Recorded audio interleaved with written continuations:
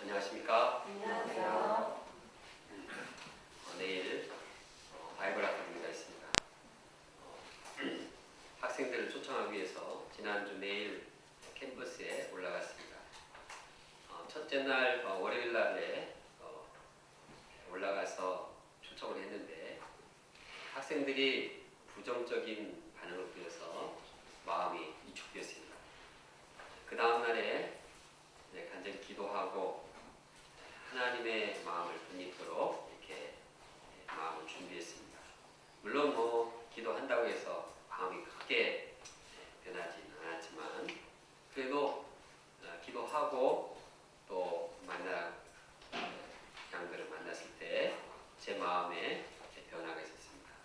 양들의 부정적인 반응에도 제 마음이 한결 가벼웠습니다. 참 하나님의 마음을 품고 산다는 것이 참 중요하다는 생각을 하게 되었습니다. 이것을 계기로 제가 양들을 처음 만날 뿐만 아니라 모든 사람들을 만날 때에도 하나님의 마음으로 대해야겠다고 다짐을 하게 되었습니다. 우리가 하나님의 마음을 배우고 하나님의 마음으로 모든 사람을 대하기를 원합니다. 본문은 하나님께서 우리 사람들을 얼마나 사랑하셨는가를 잘 보여주고 있습니다. 우리가 하나님의 이 사랑을 배우고 하나님의 마음으로 모든 사람들을 대하기를 원합니다. 첫째, 하나님은 악한 길에서 돌이킨 자를 긍휼히 여기십니다. 하나님의 도심으로 요나는 물고기 뱃속에서 나왔습니다. 하나님께서는 요나에게 말씀하셨습니다. 일어나 저 큰 성읍 니느웨로 가서 내가 전한 말을 선포하라. 이렇게 명령했습니다. 요나는 말씀대로 니느웨에 가서 돌아다니면서 말씀을 선포했습니다. 40이 지나면 니느웨가 멸망되리라, 무너지리라. 그런데 그의 메시지에는 목자의 심정이 없었습니다. 하나님이 전하라고 하니까 그냥 마지못해서 순종할 뿐이었습니다. 참 그는 니느웨에 대한 이 사랑의 심정이 없었습니다. 그런데 거기에 놀라운 일이 일어났습니다. 요나가 개떡처럼 말했는데 니느웨 백성들이 아주 찰떡처럼 알아들었습니다. 그들은 요나의 메시지를 듣고 하나님을 믿게 되었습니다. 하나님을 믿고 마음을 회개하고 금식을 선포하고 굵은 베옷을 입었습니다. 이 소식이 왕에게 전해지자 왕도 금식하고 굵은 베옷을 입고 제에 앉았습니다. 그리고 니느웨 전체 성읍에 선포를 했습니다. 사람이나 짐승이나 소떼나 양떼나 누구든지 아무든지 먹지 말고 물도 마시지 말고 그리고 굵은 옷을 입어라. 사람들도 베옷을 입을 뿐만 아니라 짐승들까지도 강아지들도 다 굵은 베옷을 입게 했습니다. 그리고 그들이 악한 길에서 떠나도록 이렇게 선포를 했습니다. 그들은 자신의 죄를 철저히 회개했습니다. 이것은 말로만 하는 회개가 아니었습니다. 그들은 마음으로부터 회개했고 하나님께서 자기들을 정말 긍휼히 여기셔서 정말 불쌍히 여기셔서 진노를 피해달라고 강구했습니다. 이것은 아수르 수도인 니느웨에서 이루어진 영적 대각성 운동이었습니다. 하나님께서는 니느웨 백성들이 이렇게 하는 모습을 보셨습니다. 하나님이 보실 때 이는 할리우드 액션이 아니었습니다. 이것은 마음으로부터 진심에서 우러나오는 회개였습니다. 그들은 죄악을 청산하며 눈물을 흘리며 자기의 죄를 회개했습니다. 이때 하나님께서는 이러한 회개한 그들의 모습을 보시고 불쌍히 여기셨습니다. 그리고 그들에게 내리고자 하는 재앙을 포기하셨습니다. 마음이 누그러졌습니다. 하나님께서 그렇게 진노하시려고 했는데 이제 그들이 회개하는 모습을 볼 때 그냥 마음이 녹으셨습니다. 언제 내가 이 심판을 하려고 했느냐, 그런 기미도 보이지 않았습니다. 이처럼 하나님께서는 어떤 흉악한 죄인이라 할지라도 자신의 죄를 돌이킬 때 긍휼을 베푸십니다. 아니, 그들이 죄를 돌이키기 전부터 그들을 긍휼히 여기셨습니다. 그러기에 그들을 위해서 경고의 메시지를 전한 것입니다. 만약 이러한 하나님의 불쌍히 여기는 사랑이 없었다고 하면 이미 그들은 끝장났습니다. 이미 심판해서 끝냈을 것입니다.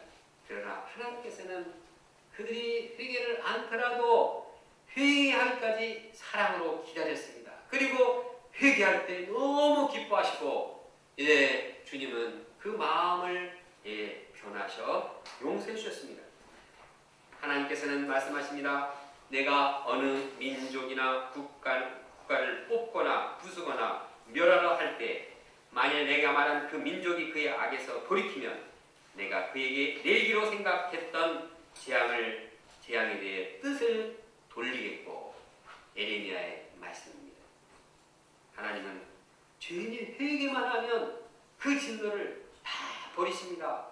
그 마음이 다 녹습니다. 그리고 그를 불쌍히 여기십니다. 그를 축복하십니다. 그것을 기뻐하십니다. 예수님께서도 말씀하셨습니다. 죄인 한 사람이 회개하면 하늘에서는 회개할 것이 없는 의인 99으로 말미암아 기뻐하는 것보다 더 기뻐하리라. 하나님께서 가장 원하시는 것은 의인으로 말미암아 기뻐하는 것보다도 죄인이 회개할 때 가장 기뻐하십니다.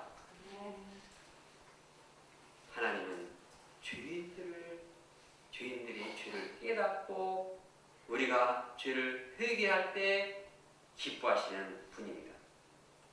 1866년 9월이었습니다. 미국의 상선인 셔만호가 대동강을 거슬러 올라와 평양 경내에 들어왔습니다. 근데 그 셔만호에 탄 서양 사람들이 아주 경솔하게 처사했기 때문에 한국에 있는 군사들이 그들을 정말 섬멸하지 않으면 안 되는 상황에 처했습니다. 근데 이때 통역사로 온 선교사가 있었는데 그가 토마스 선교사였습니다. 토마스 선교사는 이제 이 한국 군의 병사에 의해서 이제 칼로 목을 쳐 죽임을 당하게 되었습니다. 그 칼로 목을 친 사람의 이름이 박충건입니다. 박충건 그 사람 하나님의 종을 이제 못 배웠으니까 하나님께서 얼마나 참 보실 때 슬퍼하겠습니까? 어떻게 내가 사랑하는 그 종을 네가 죽일 수가 있는가? 그는 참 용서받기 힘든 그런 사람이었습니다. 그러나 그 박충건이라는 사람이 이제 자기가 죽이려고 할 때 그 토마스 선교사가 웃으면서 이 성경을 받아달라 해가지고 그 성경을 받았는데 이 성경을 30년 후에 보고서 회개를 했습니다. 그때 하나님께서는 그의 회개를 기뻐 받으시고 용서해 주셨습니다. 그래서 그는 영적으로 새 사람이 되었습니다.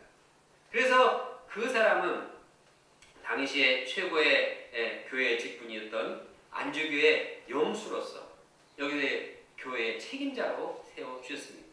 그리고 북한에 이제 많은 사람들 주님께로 인도하는 그런 사람이 되었습니다. 한 사람이 회개할 때 하나님께서는 기뻐하시고 그를 통해서 큰 생명의 축복을 주신 것입니다. 한 사람뿐만 아니라 공동체도 마찬가지입니다. 하나님께서는 회개할 때 그 공동체에 긍휼을 베푸시는 분입니다.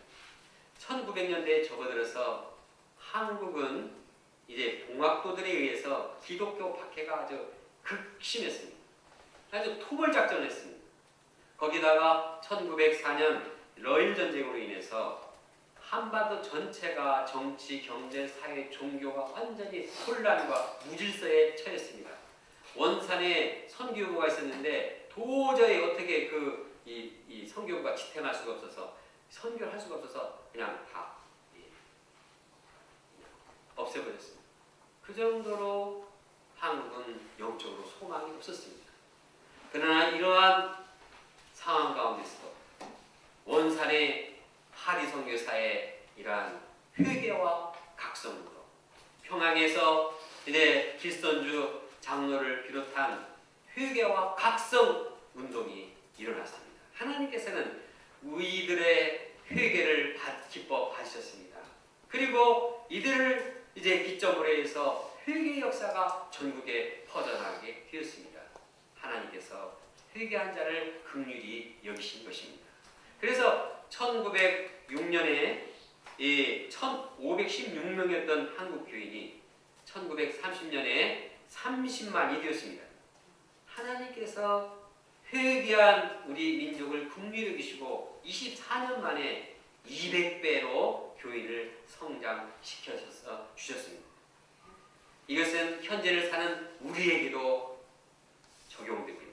하나님께서는 나 한 사람의 회개, 우리 공동체 회개를 긍휼히 여기시고 다른 무엇보다도 이를 기뻐하시는 분입니다. 그러므로 우리 각 개인 또한 우리 대학로 공동체가 다른 무엇보다도 회개함으로써 하나님의 긍휼함을 덧입기를 원합니다. 우리가 하나님을 믿지 못한 것을 회개합시다. 하나님을 믿지 못해서 세상의 염려와 걱정에 쌓였던 것을 회개합시다. 우리가 주와 복음을 위해서 살지 못하고 헤맨 줄을 회개합시다. 썩어 없어질 세상에 눈을 돌리고 썩어 없어질 세상 잔재미와 쾌락과 먹고 마시는 것에 지지부진한 삶을 살고자 하는 것을 회개합시다. 특히 목자들은 양들의 구원과 영적인 성숙을 위해서 열정을 다하지 못한 것을 우리가 회개합시다. 현재 우리가 어떤 위기의 상황에 처했을지라도 하나님께서 우리의 회개를 보실 때 이를 가장 기뻐하시고 긍휼히 여기십니다. 그리고 이를 통해서 새로운 역사를 이루어 나가십니다. 둘째, 하나님은 택한 자를 변함없이 사랑하십니다. 하나님께서 니느웨를 용서한 것을 요나가 보고서 아주 화가 났습니다. 기분이 나빴습니다. 못마땅했습니다. 아니 내가 40일이 지나면 니느웨가 무너질 것이라 이렇게 메시지를 전하는데 메시지처럼 돼야 되는데 하나님은 그렇게 시켜놓고 왜 방향을 바꾸시는가? 정말 마음에 들지 않았습니다. 원래 요나도 그런 하나님의 용서하심과 긍휼하심과 인애를 피부터 알고 있었습니다. 그래서 정말 그것이 싫어서 니느웨로 가지 않고 다시스로 가서 명령을 피한 것입니다. 그리고 니느웨로 가서 자기가 선포하면 이렇게 하나님이 용서하실 것을 아셨습니다. 그걸 알면서도 실제적으로 이것이 이렇게 이루어지니까 마음에 이게 정말 좀 소화가 안 됐습니다. 그냥 그 꼴을 볼 수가 없었습니다. 그 꼴을 보느니 아예 내가 죽는 게 낫겠습니다 하고 아주 그냥 앙탈을 부렸습니다. 이제 내 생명을 거두어 가소서. 사는 것보다 죽는 것이 내게 낫겠습니다. 속된 말로 그냥 배째라는 것입니다. 참 요나는 선지자임에도 불구하고 참 돕기가 힘든 사람입니다. 그는 자기 잘못을 알면서도 인정하지 않았고 아주 뻗팅기는 그러한 아주 고질적인 병이 있었습니다.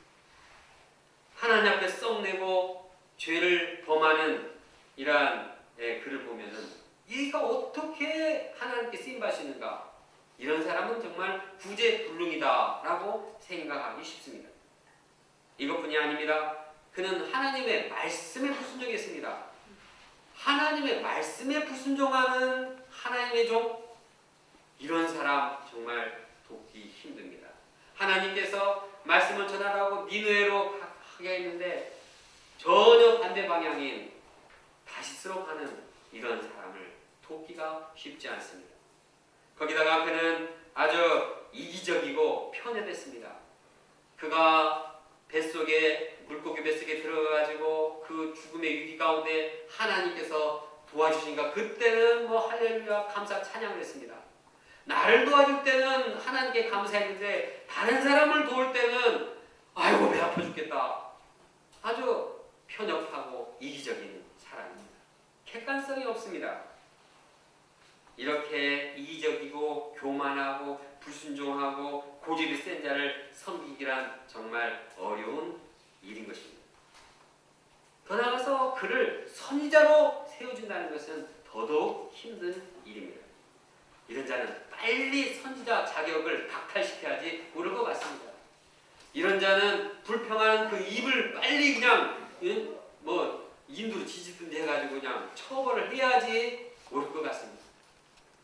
그러나 하나님께서는 이러한 요나를 감당하시고 그가 선지자로 살기까지 세워주셨습니다.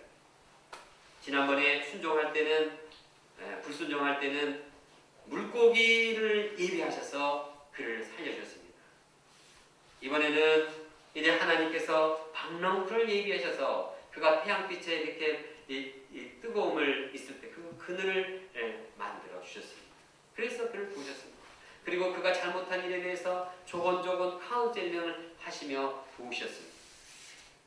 이처럼 하나님은 허물 많은 그를 정죄하지 않고 계속해서 인내하시면서 도우셨습니다. 그래서 하나님은 요나를 니느웨 부흥 역사에 아주 크게 쓰임받도록 도우셨습니다. 사실 니느웨의 영적 각성, 이 역사는 구약에 있어서 유일한 이방인 부흥운동이요 각성운동이었습니다. 구약 성경에는 이스라엘의 이러한 영적인 회개 역사, 각성의 역사는 많이 나옵니다. 그러나 이방인들, 유대인이 아닌 이방인들의 각성운동을 이룬 것은 하나밖에 없습니다. 이 중요한 역사, 여기에 요나 같은 사람을 쓰신 것입니다. 요나는 위대한 선지자가 된 것입니다. 그래서 요즘도 자기 이름을 요나라고 짓는 그런 분도 있습니다. 하나님께서는 요나를 그렇게 훌륭한 선지자로 세우신 것입니다. 그가 이렇게 선지자로 귀한 역할을 감당한 것은 자기가 잘한 것이 아닙니다. 하나님께서 그의 약점과 허물을 감당해 주시고 끝까지 변함없이 사랑으로 도우셨기 때문입니다. 지금도 하나님은 우리 택한 자를 이렇게 사랑하시고 세워 나가십니다. 부모가 자녀의 허물과 약점이 많지만 그럼에도 불구하고 계속해서 사랑하고 소망을 가지고 세워 나가는 것과 같습니다. 저에게도 마찬가지입니다. 저는 매우 자기중심적인 자입니다. 편협한 자입니다. 또 겉으로는 하나님 말을 잘 듣는 것 같지만 속으로는 내 맘대로 할 때가 참 많은 자입니다. 저 자신을 바라볼 때 참 질문하게 됩니다. 왜 하나님께서는 허물과 죄를 반복하는 나를 자르지 않고 나를 계속해서 목자로 키우시는가? 이것은 하나님께서 당신이 택했기 때문에 변함없이 사랑하기 때문입니다. 내가 뭘 잘해서가 아니라 하나님께서 택하셨기 때문에 그 택한 자를 끝까지 변함없이 사랑해 주시는 것입니다. 제가 이 하나님의 사랑에 감사합니다.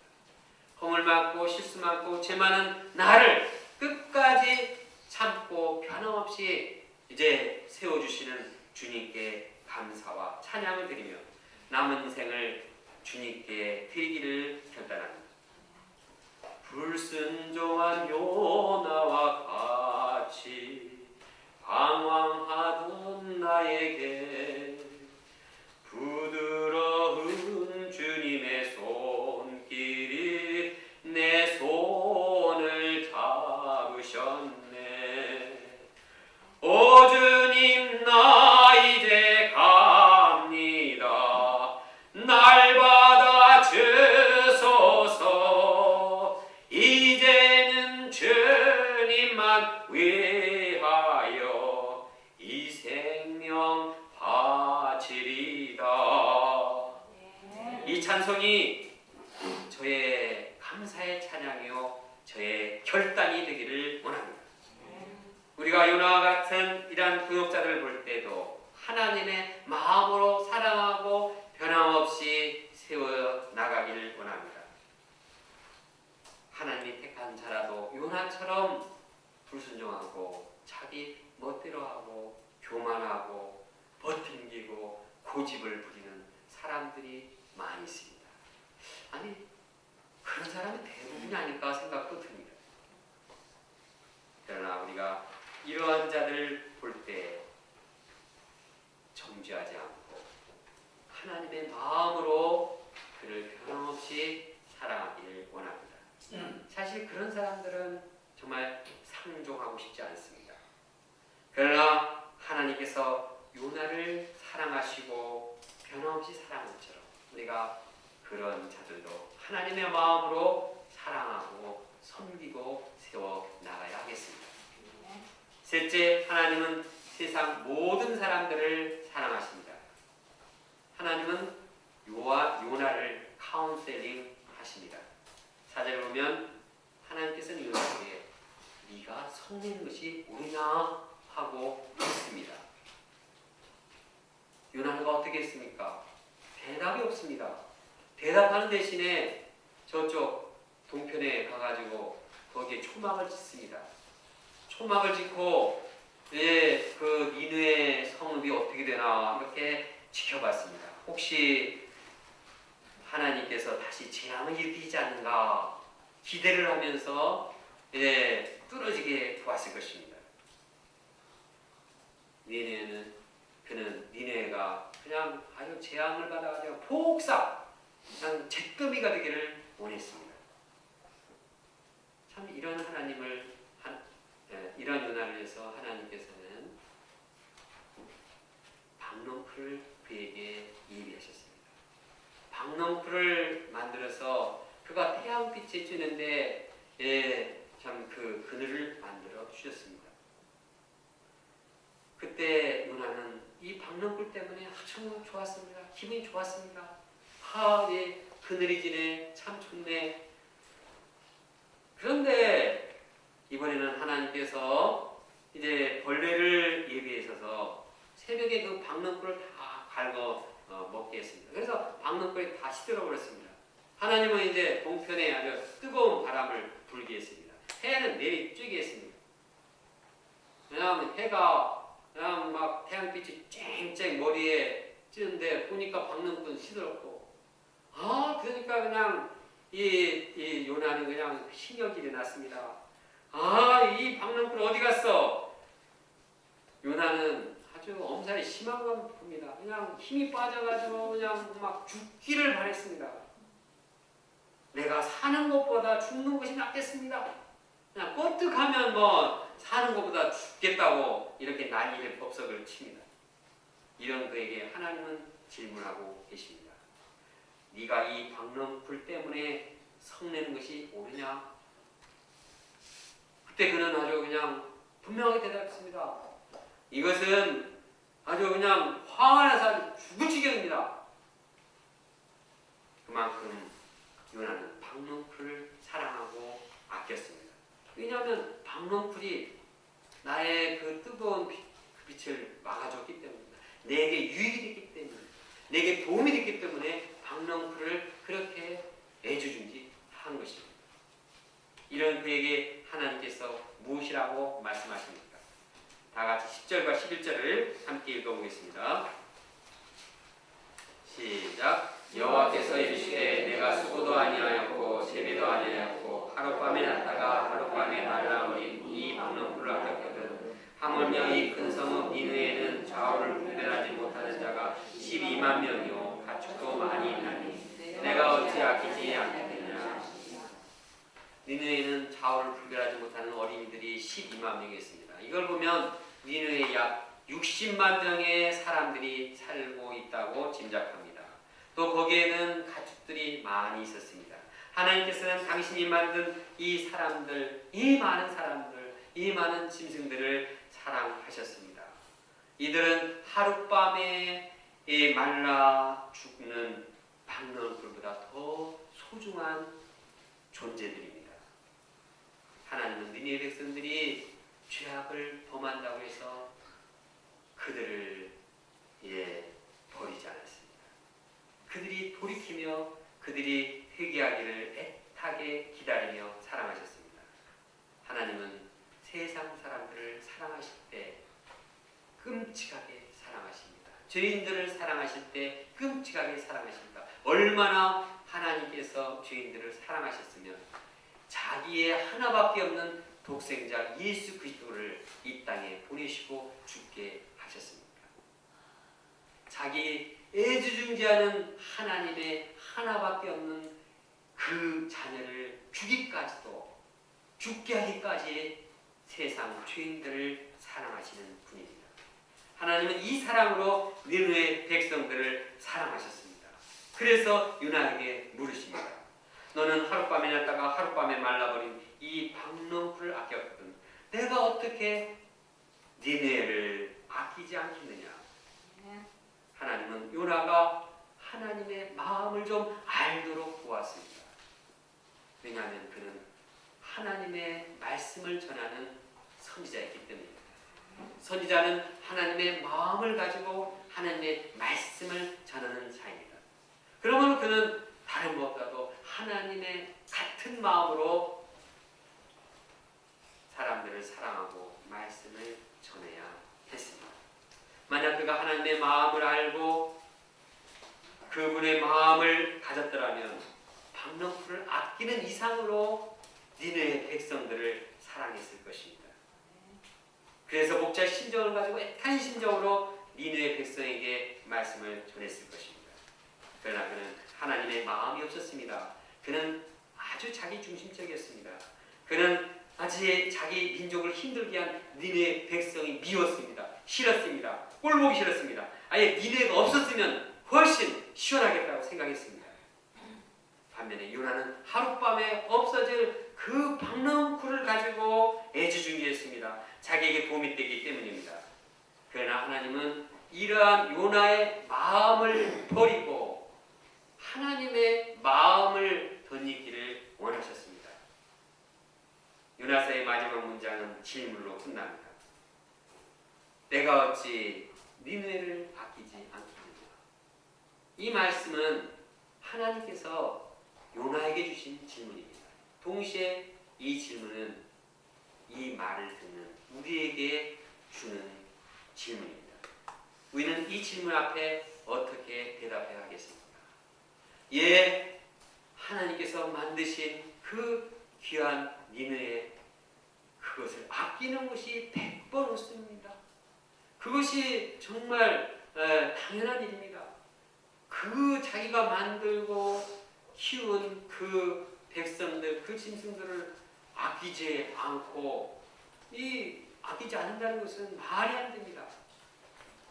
그렇게 대답해야 하는 것입니다.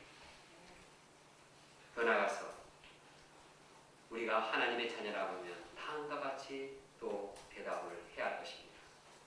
하나님께서 아끼는 박농불보다, 내가 아끼는 박농불보다도 하나님께서 아끼는 니느웨를 더 나도 사랑해야 하겠지요. 이렇게 말해야 할 것입니다. 그런데 그 대답처럼 우리가 박농불보다 더 니느웨 사람들을 사랑하고 있습니다.